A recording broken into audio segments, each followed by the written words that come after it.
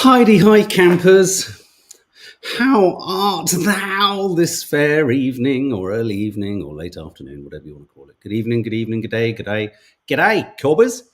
Any Australians in the house tonight? Or what time is it there? Any Christopher, you in the house? Chuck it on the barbie, let's have a chat. Oh, you must be sick to death of idiots like me, Poms like me. Anyone here with any kind of Australian connection? We're going to be talking about the young lady who heckled King Charles. It's a weird one, isn't it? On the one hand, one feels kind of like everything she's got to say has a point. And then on another from another angle, I'm sort of like vaguely protective. It's like, leave him alone. It wasn't him. He didn't do it himself. Oh, God, the M25 this morning. Jesus Christ. And all the roads therein around it. Merry-go-round of hell. It was hideous, but thank you very much. Nads is back tonight. She's on her way. She's got a hat on. She's got a blindfold on. It's been a weird 3 days. It seems to have flown by. They've done so much. I have to say, some of the images she sent through, absolutely stunning. If you're not aware, she's been in Bavaria. Wow, what a beautiful part of the world Bavaria is. I fancy getting lost in a forest in Bavaria. So, good evening, everyone. How are we all? Welcome if you're listening on podcast. We are, as I said, going to talk about King Charles being heckled in Australia. We're going to show you the clip. We're going to be talking about Wes Streeting's desire to have health passports on the NHS. I spent a lot of time listening to the radio this morning. A lot of people hot under the collar about that. Are you hot under the collar about that? Why would one be hot under the collar about that? And what does it mean when the government says, let's have a national conversation?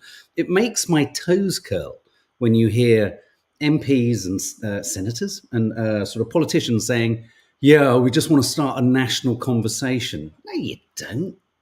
What's a load of nonsense? A conversation is a two-way chat. When have you ever known a politician have a two-way chat? So we're going to talk about that. Donald Trump serving fries in McDonald's. Not exactly new news today, but we haven't done an election catch-up, an American election catch-up. But wow, they're going to the polls in like 2 weeks. It's getting tighter and tighter and tighter. It's like on a knife edge, isn't it, over there? It's like a choice between one thing and then a choice between another thing, and really neither of them mean anything. Well, they mean a lot, actually. And so we're going to talk about that too. And AI to make TV at ITV. This was a story that broke a couple of days ago. The idea that more and more broadcasters, creatives, let's put it like that, more and more creatives turning to artificial intelligence to come up with ideas. Is this a good thing? Or is this because actually we are all suffering with this terrible virus that's going around called stupid? Have we just run out of ideas? And when we run out of ideas, should we turn to something like AI? Is that sensible?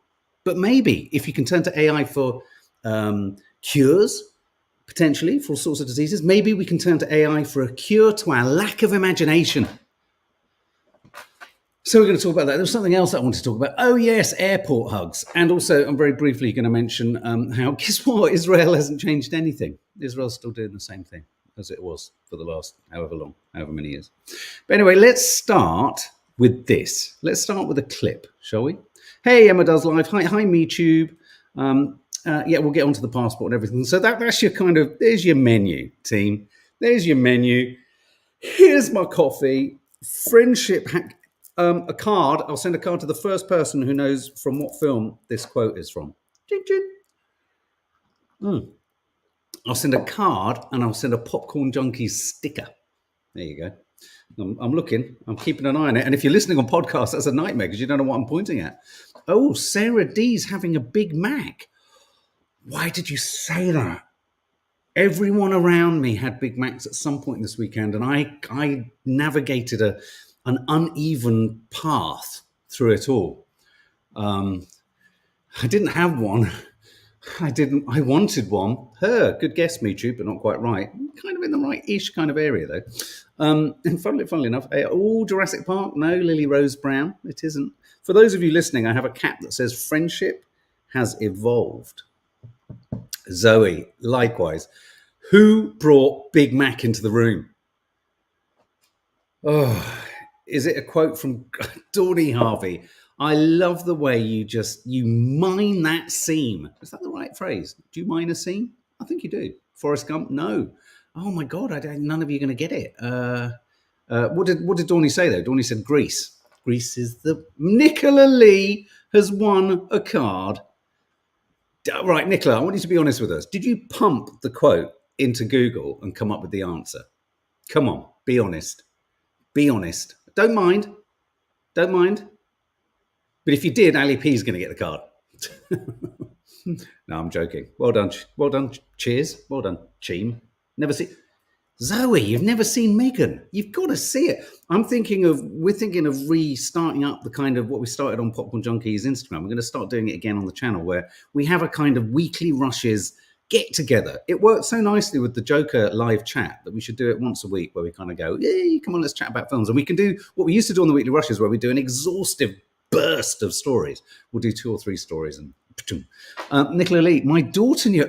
So your daughter gets a card. Okay, we'll send your address to Michelle. You know the normal address. You know, follow the T's and C's. You know the stuff. Oh, I just inhaled the coffee too fast. You saw Joker 2, Zoe. What did you think? Okay, let me show this clip. So this is the clip from Australia. Check this out.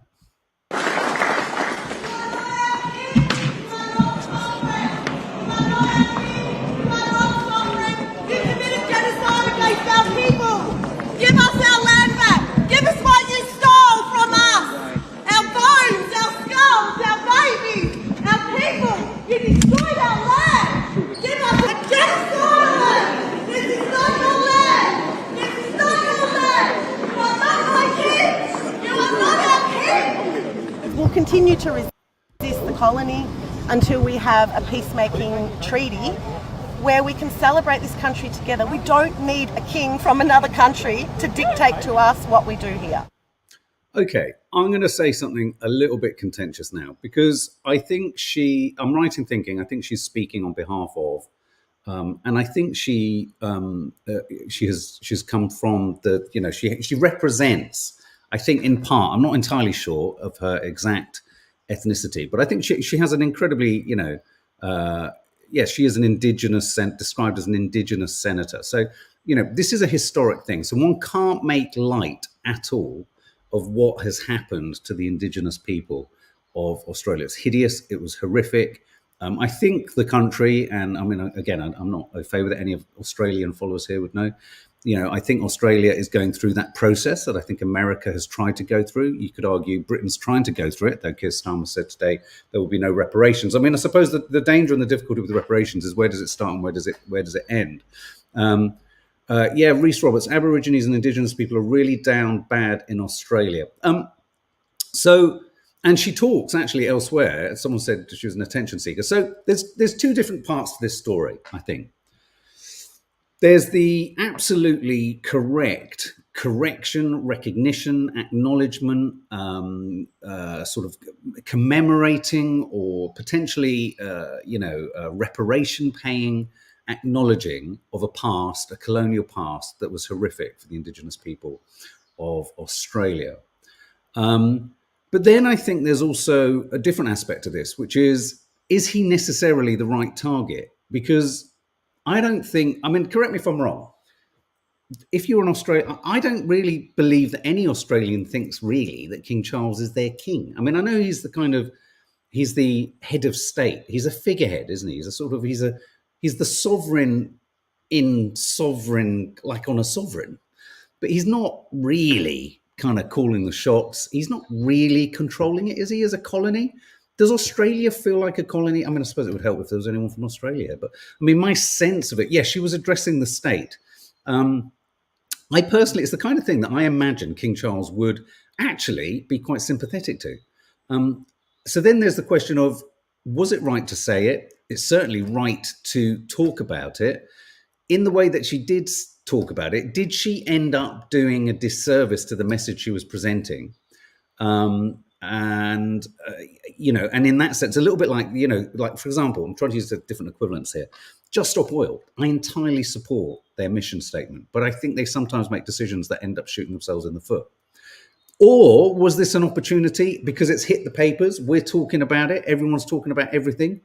Was it an opportunity to again throw the spotlight on the iniquities and the origin story of Australia? Because I think it perhaps is easy to forget what the origin story was of Australia. I've heard a number of Australians phoning into radio stations today saying, this is all about her. This is about attention seeking. She just wants to, that was said also of the Irish politician in the European Parliament when she was talking about Gaza. It's quite a neat way to silence people, isn't it? What do you think, guys? Was she right to? Was the message right, but the way in which she delivered the message wrong? Was the target of the message right? Perhaps historically, but not necessarily right today. Do Australians and do we as Britons really feel that the king is the head of the Australian state? Let's see what you think. So Sue Steele, you say, good for her. Oh, I just missed your quote. I'm going to pop them up on the screen. Good for her. Okay. Me too. I still don't get why we chose to send convicts to paradise and stay. Is that politically incorrect now to talk about the convict history of most settled, if you like, Australians? Katie Travers, my sister got Australian citizenship and had to pledge to the Queen the same way you do when you get British citizenship. This was before the Queen died. But isn't this the weird curiosity? That was because she was am I right in reading that? That's because she got Australian. If you were born in Australia, you wouldn't have to pledge loyalty to anything, would you? It's like here. You don't have to pass the citizen test, do you? It's like Nadia's friend Simone, who she's been in Bavaria with. In order to kind of stay here, she had to pass this ludicrous test that very few Brits would have been able to answer all the questions. Zoe, am I playing dumb here? Zoe, coming from a country, had its own checkered history with a colonial oppressor. Am I playing dumb here? But why is the king involved in Australia? Because he's the head of the state. It's part of the Commonwealth. It was a colony. We own it, or owned it. But we don't own it anymore. And does anyone believe we own it? Isn't this just set dressing? I don't know. Reese, hello, Reese. As Malcolm X said, if you're not careful, the newspapers will have you hating the people who are being oppressed and loving the people who are doing the oppressing. We're seeing it with Palestine. Absolutely right. Good for her, says Anne H. Don't think there should be a royal family anywhere nowadays. It's interesting, this, because I love him, Victoria Moore, King Charles, but I don't even think he's running our show. So what? Zoe, I just find it weird. Clodagh, I think he's really only a figurehead in name, really. Here's another sort of angle on it.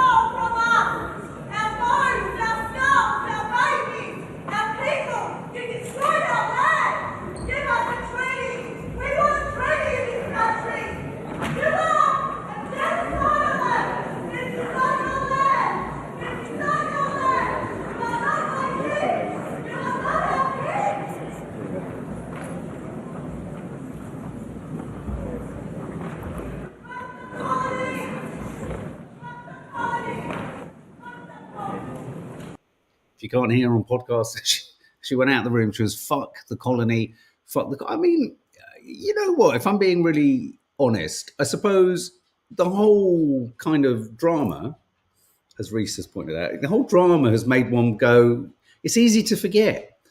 It's easy to forget that that we plonked ourselves all over the globe and just sort of landed on people. But in Australia, it was a very different way of plonking ourselves all over the globe, wasn't it? It's like you said, Me Too, fancy taking all of the reprobates and saying, I tell you what, go to a really beautiful place in the sun. I don't think King Charles cares, Elsa Pop, about any of his people. If he did, as a pensioner himself, he should sort of labour out in regards to the winter fuel payments. Interesting. A. Weaver, as an American, I will never understand the monarchy. Of course, if Trump wins, I will have to get used to it. All hail the Orange King. Well, we're moving on to Trump in a second. She has every right, Angela Thompson, to say what she believes, but totally the wrong time to shout it out, as it doesn't get her the positive publicity. It's a really difficult one, this. You know what? You've kind of spoken to the heart of what we've talked a lot about Just Stop Oil. It's really difficult knowing what is. I mean, I suppose the question is there a right way to protest in a way that gets attention? It's like you're damned if you do and damned if you don't. Because if you don't protest in a way that is arresting, and I don't mean like you get arrested, I mean as in arresting and shocking, then it's not a protest, really. I mean, isn't it? You know, in a way, it's baked into the idea of causing a stir. Is you need to cause a stir. But it's interesting, you know, whether any publicity is good publicity or whether as Stacey, that's very kind of you, sweetheart. Thank you very much. 10 gifted memberships there for 10 of you. A fabulous, if I say so myself, Sunday show landed at the weekend. Do check it out. Nikki Ball, good comment. What other chance would she have, though? Not like she's in a room with the king often. Good point. And she knows she's going to get seen. She knows she's going to get heard. She knows she's going to get coverage. So some rather sensational stills taken here in the room. There she is, as she protests. I'm not entirely sure that's necessarily, I mean, God almighty, it must be such a burden having all those medals. I mean, look, he's got more medals than he's got sort of chested jacket. And Camilla just looks bored, doesn't she? So there you go. Okay, I'm now going to show you this image, moving on. Thanks for all your comments. Always revealing and instructive and opening up the topic. Free speech, fair play, says Victoria Moore. Let them decide their own fate, but I love having them here. The king, you mean? I think you mean. How does Charles not top over? I mean, let's just take a look at that. That's hardcore, isn't it? I mean, I wonder if he's got a slight slope on one shoulder. You know, I wonder if he kind of, sort of, I'm so well garlanded with medals. Okay, what would you do if you saw this? The comments above are on truth. I don't think we've talked to you about his platform. What's it called? The Truth? Is it called The Truth? It's just Truth? What is it? The Truth Social. Truth Social. So, you know, when you tweet, it's a tweet. On Twitter, it's a tweet. On Instagram, it's a post. When you post on Truth Social, it's a truth. And so when you look at a truth, it says truth. He's posted a new truth. And it says about the truth. Anyway, so this is one that was posted. He deserves to win. Never in my life could I imagine we'd see a campaign like this. No man has ever worked harder to earn your vote. Donald Trump is making history and setting the new bar for what to expect from future presidents, basically serving chips at a drive-through. I think it was always going to be a pretend shift, Nikki Ball, but you're right. So let's get a few more images, and then I've got some footage. So here he is.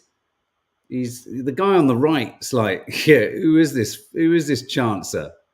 Who is this Chancer, eh? That's him handing the chips over. I've got a couple of. It was really funny actually. I recorded. Let me just get rid of these. I'm just clearing up my screen so I can see what I'm showing you. I recorded a montage, but whilst I recorded the montage, there was some classical music playing in the background. It was really weird. I won't show it, but anyway, here's some other images. Look, of him frying. Here's the same guy, clearly worried that he's possibly done the chips better than him. Look at the woman. Look at the woman's face. Is she delighted or is she horrified? Eh? And then it's making me want a Big Mac again, though. Look, there he is. Look at the woman's face in the bottom left. That's got to have been photoshopped. Is that real? Her looking so benign and sort of... Or I know what he'll have done. He'll have sent all his own people around. They'll have said, right, get 30 of the team to keep coming around. Once again, we're back at the Big Mac, and I want one. I want one now. Donald Trump's made me want a Big Mac. Okay, let's just have a fine look. There he is. And yeah, there you go. So let's have a look at some footage, shall we? Hello, everybody. Sir? Hello, everybody. Stay at McDonald's. I'm looking for a job. Look, he's such a card, isn't he? I'm looking for a job. Why is my tie so long? Why does he have such a long tie? Let's just get back to that. Let's just look at his tie as he walks in. Hello, everybody. Sir? My first day at McDonald's. I'm looking for a job. Slowly, gently lowered into the oil. Don't want to burn yourself. Up, down a little bit further. Gotcha. Now, I don't know if anyone notices he needs a little bit of guidance there from this chap. Donald Trump getting a little bit worried. Now, I just want to say, listen out for, there's the whole idea that he's a bit of a germaphobe. He's a germ freak. Apparently, it's why he would never have engaged in a golden shower. I don't know if you saw that clip in one of our responses to the election. He'd never engage in a golden shower. I don't like germs. I don't do germs. I don't like we. I don't like the ark. The golden arches. We don't like the golden arches. Only a particular golden arch where I'm serving you chips. Listen to what happens about his hand. He says something about his hand. There you go. I promise. Thank you very much. That's on me. Okay? Oh. Have a good time. Thank you very much.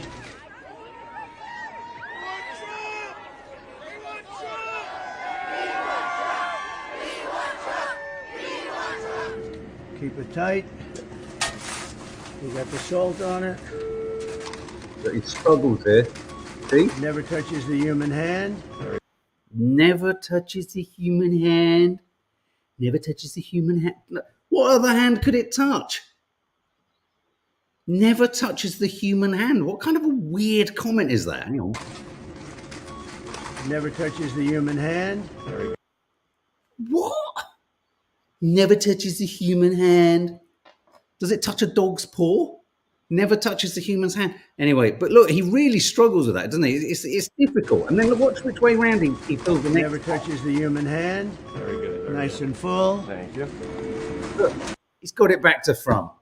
He's got it. It's not the way you do it, Donald. He's got the bloody thing the wrong way. And you can't say that's for product placement. He's in a fucking McDonald's. You can't pretend that there's not an M on the packet. He's got it the wrong way. So it's not the human hand. It's not even your hand because you can't even feel it. Nice and full. Thank you. You never even touch it, huh? No, you never even touch it, huh? He's shocked that you don't touch a French fry. Did you know that apparently his desk is on stilts and his chair is inflated and his shoes have got blocks in them? And the chairs that he puts in front of his desk, Scaramucci revealed this on one of their podcasts, the chairs that for guests in his office are lower. And apparently when Scaramucci sat down for the first time in his office, he said to Donald Trump, he said, "You're having a fucking laugh. Is it?" Apparently he was looking. Anyway, despite all of this, please see The Apprentice, the film about Donald Trump. Much better than you would have thought. So there you go, Donald Trump serving chips. Seen it all now. Oh, look, I thought I'd get the polls off Instagram. What have we got here? Was Lydia Thorpe right to accuse the king of genocide? 33% say yes, 67% say no. And will Trump win now he's worked in McDonald's? 30% say yes, 70% say no. But any Americans here, it's getting very tight and testy, isn't it, in America? As I understand things with the American election, where there's errors in polls, more people don't admit they're going to vote Donald Trump. So you more often than not get a bit more of a swing to him than you would normally, because people are a bit embarrassed to actually say, yeah, I'm going to vote for Trump. Anyway, do you think this is presidential language? Tell Kamala Harris that you've had enough, that you just can't take it anymore. We can't stand you. You're a vice president. Oh, The worst. You're the worst vice president. Kamala, you're fired. Get the hell out of here. You're fired. Get out of here. he's used a bit, it's quite blue, that language, isn't it, for being on the hustings and talking in America. Americans are quite prude, aren't they? Prudish. It's weird, isn't it, that Americans are so prudish and also quite religious, given the fact that they're quite happy shooting everyone and anyone across the world. It's weird, isn't it? It's kind of odd.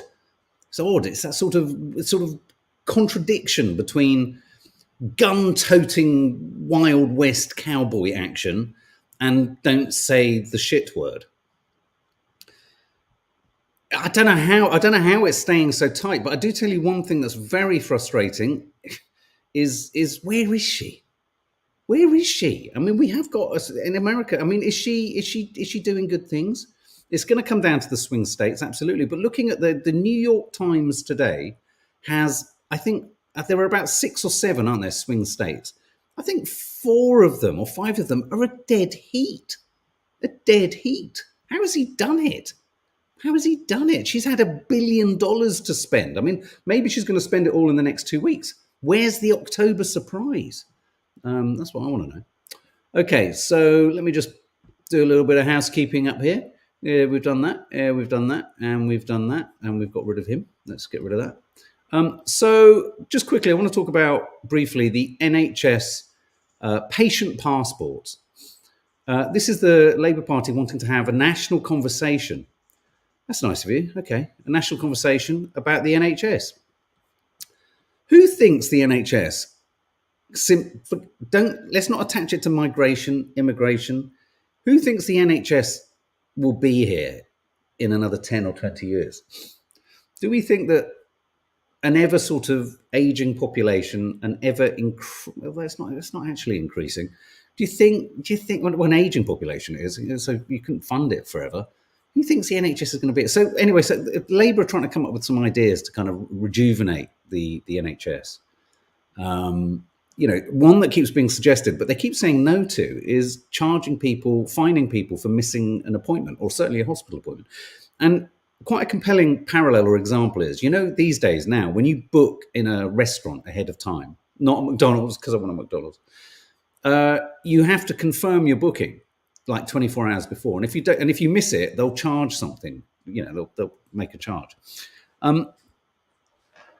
It strikes me as quite a sensible idea, but they were all over the radio today saying, no, this isn't a sensible idea. Anyway, the idea here is to go. They want to make. I think the whole NHS does need to go digital, but I do worry about it going incredibly digital because I think of someone like my mum, or our Pat, or my nanny Thelma, and I'm sure we can all think, "Oh, I'm pleased, Trina. I'm pleased you got it." Going fully digital works for younger people. But isn't it mostly older people who are using the NHS? More and more older people who have less and less kind of capacity to use devices and all that kind of stuff.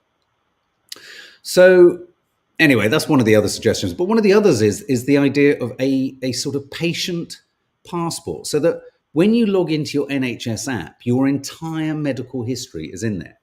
I personally think this is a really good idea. I don't see, it means you kind of on an app. I mean, yes, there's lots of worries about data and, people hacking, but I mean, that's life, isn't it? I mean, you get your phone stolen and you've lost everything to everyone.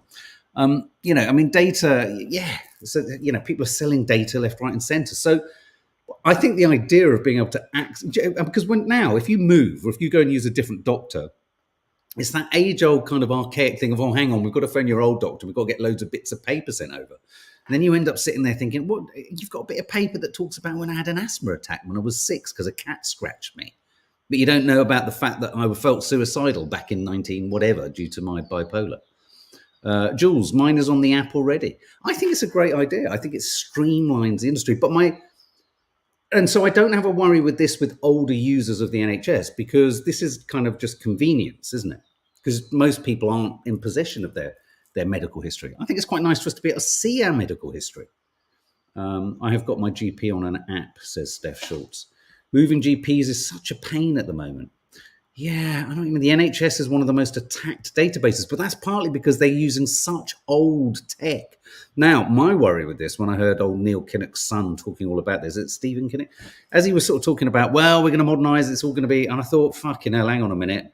I can now see for years, possibly the entire Labour government's time is going to be occupied with the data outages or tech outages across the NHS as they try and upgrade the system. So I don't think it's going to be smooth running. I personally think this is a good idea. I do think they should be bringing in charges for missed appointments. There's something like 7 million missed, not even kind of contacted. The hospitals aren't even contacted hospital appointments. 8 million. Imagine what you could raise if there was a £10 fine for each of them. Zoe, all of my appointments about my mental health are usually just on the phone. There's not a lot of help support for anxiety. That is true. Dawny Harvey, I was in A&E last Wednesday. They were queuing to get in ambulances everywhere. Too many using it, so keep it going much longer. Yeah, that's true. I just go online on my surgery app if I want to book. So a lot of you, I see, but you're all on here. So you're all quite tech savvy. What about those who aren't tech savvy? What about those relatives or those people that we know? We all know someone who they try to send a text and all they send is a bubble of air. Do you get it? Do you ever get that kind of empty bubble? Sometimes you go to your phone. I got one the other day from Pat and I phoned her. I said, oh no, she sent an empty bubble. You think it's really sweet. At first I thought it was a fart. But I mean, how are they going to deal with any of this? I mean, obviously it's got to change. But yeah, anyway, so that's West Streeting. I was going to talk briefly about this. ITV will use AI to come up with program ideas. What does this mean? Now, at first, when I heard this story, I thought, this is ridiculous.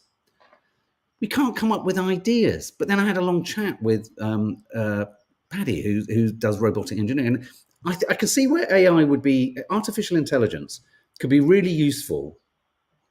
Well, I don't understand where it could actually be useful in the creative process, because the creative process is about being a human. If we're having to totally turn to, hi, Gold Fever Prospecting, formerly Total Storm Addict, I wondered where you were. G'day, lovelies. I hope you're all well. I'm now on my new account and have started uploading vids of my detecting adventures. Say hello to Gold Fever Prospecting, guys. Go and follow them. They prospect for gold, I believe, in Australia, right? So yeah, AI. I think AI is useful as a kind of housekeeping. Like, I need a long list of all the films that were made like this, of all the characters that have done this. But if you're actually using AI, not to put people, I'm not talking about AI actors or presenters, but they're talking about AI to kind of like create drama, stories. So you pump it all into a machine and it will splurge out a story structure. Of course, writers and actors are really worried about this because it's like, well, hang on a minute. But could it be you? And for me, it just speaks to the fact that we've run out of fucking ideas. But then I wondered this. I'm thinking freely here. Maybe we've hit the pinnacle of human ideas around storytelling. Maybe, like every other naturally occurring resource, bear with me, on this planet, which we have harvested and we have drained to the point that there is nothing left of the planet, perhaps we have actually done the same with our imaginations. And I tell you why there could be some proof of this. The number of new films and series and ideas. American Psycho, to be done by Luca Guadagnino. Why? They just keep remaking everything. Everything's going to be remade. There's a suggestion that the American Psycho idea, which they want to remake with Luca Guadagnino, who I know there's some fans here, but I can't get bored of them at all. I think this was generated by an AI piece of kit, said, why don't we remake American Psycho, the Christian Bale film? But have we literally exhausted, and we haven't exhausted our minds because we're short of the capacity. We've exhausted our minds because we've got so many chuck-away channels with so much shit on them. Oh my God, I'm so frightened. We've mined our own minds. And there's nothing creative left. That's quite a dark, now, I've hit upon quite a nice, I think that'd make quite a good film, actually. Make quite a good series, wouldn't it? A writer who has run out of ideas because the system has exhausted every idea. And so he turns to AI, and then the AI takes him. Oh, see, suddenly it's quite interesting, isn't it? But I'm not needing AI for that. What do you think, guys? No way, says A. Weaver. Ideas will never run out. It's just lazy cowardice on the part of execs. You could argue, looking at a lot of the content on telly, that AI couldn't make it any worse. Do you know what I mean? Don't know where that laugh came from. I think because we can create so quickly, says Michu, now we've run out of... Yeah, well, it's not just that we can create so quickly, but do you think I'm right? It's also because we've got so many places to throw it.